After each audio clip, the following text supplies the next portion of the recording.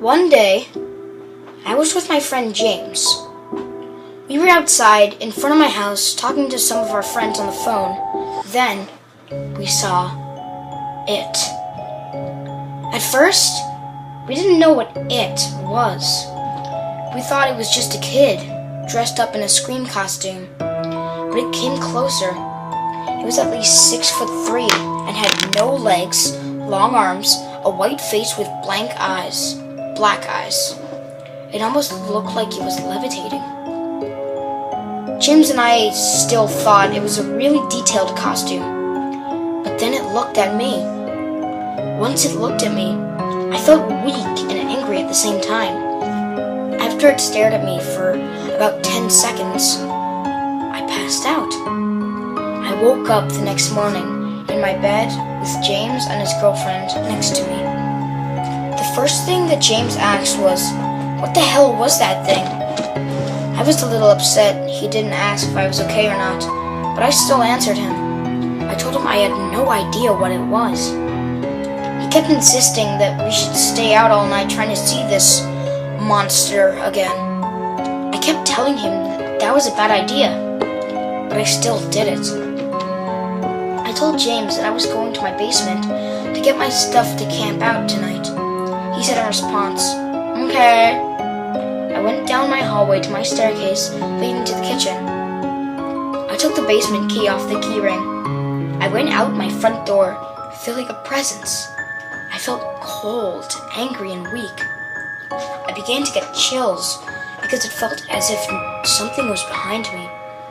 I turned around rapidly, trying to be brave. Nothing was there.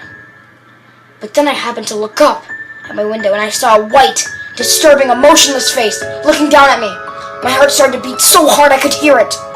I then realized it was in the room James and his girlfriend was in. I rushed into my house screaming, "Get the hell out of my house, you monster!" I ran up my stairs and ran down my hallway to find James and his girlfriend unharmed. Now I felt like I was going crazy.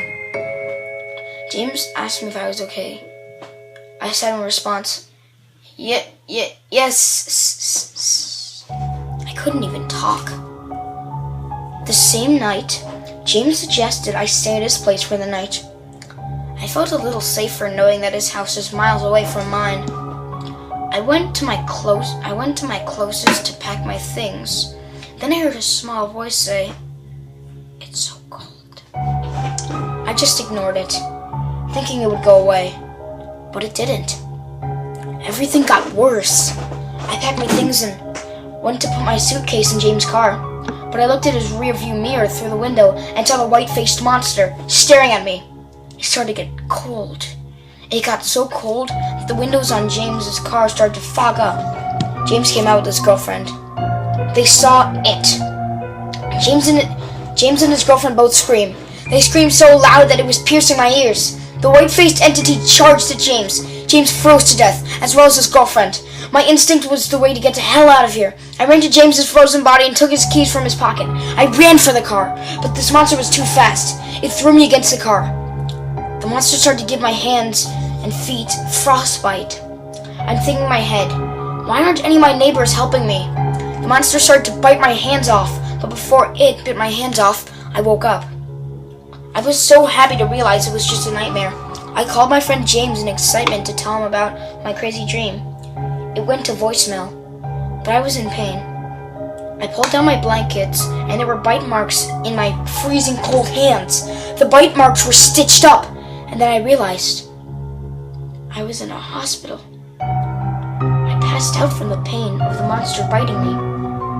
Someone rescued me from it. I thought to myself, thank God it's all over. I tried to enjoy the silence of the hospital. My room was dark and strangely cold. I looked at the thermostat. It was set to 76 degrees. I then saw a white-faced monster at the end of my bed, staring